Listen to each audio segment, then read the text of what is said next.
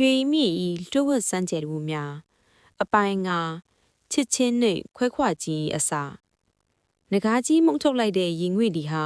တာမန်ရင်ငွေ့ဒီမဟုတ်ပါဘူးပြင်းထန်တဲ့ဖိအားနဲ့အတူကြော်စွာနဲ့သူ့လူတွေကိုလွင့်ကျင်သွားစေပြီးမြေပြင်ပေါ်မှာတတိမေ့လဲကျသွားစေပါတယ်တီဟကတော့အန်အိုးတုံလို့စွာနဲ့ငကားကြီးကိုငေးကြည့်နေမိတယ်ခဏကြာမှာတော့ထိုကြီးမားတဲ့ငကားကြီးဟာရင်ငွေ့တွေကြားထဲမှာပြန်လဲပျောက်ကွယ်သွားပြီးလှပချုံမောတဲ့နဂါဝရီအသွင်နဲ့တီဟအရှိမှပြန်လဲပေါ်လာပါတယ်။ဒါပေမဲ့သူမရဲ့မျက်နာကအရင်ကားထက်ပိုပြီးဖြူဖြော့နေက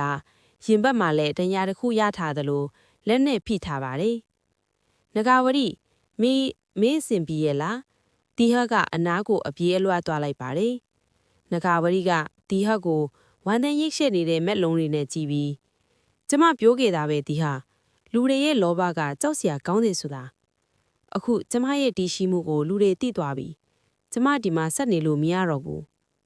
ငါတောင်းပန်ပါတယ်ငါကြောင့်မင်းဒုက္ခရပြီ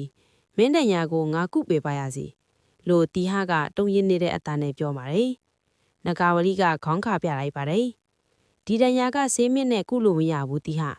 လူတန်းလေးရဲ့ရက်လိုတဲ့စိတ်အာယုံကြောင့်ကျမရဲ့အရှိန်အဝါနေရော့နေသွားတာပါအခုကျမနဂါးပြီကိုပြန်ရတော့မယ်ဒါပေမဲ့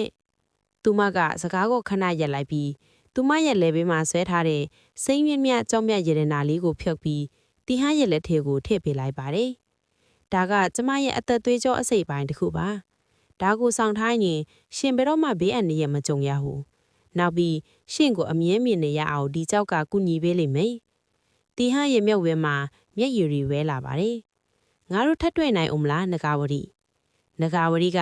တီဟရဲ့ပါးဖင်ကိုအေးမြတဲ့လက်ကလေးနဲ့အသာအရာထိတွေ့လိုက်ပြီးနောက်နှစ်ပေါင်း100ကြာတဲ့အခါဒါမှမဟုတ်ရွှေရဲ့နောက်ဘဝမှာကျမတို့ပြန်ဆုံကြမှာပါအခုတော့ကျမကိုသွားခွင့်ပြုပါ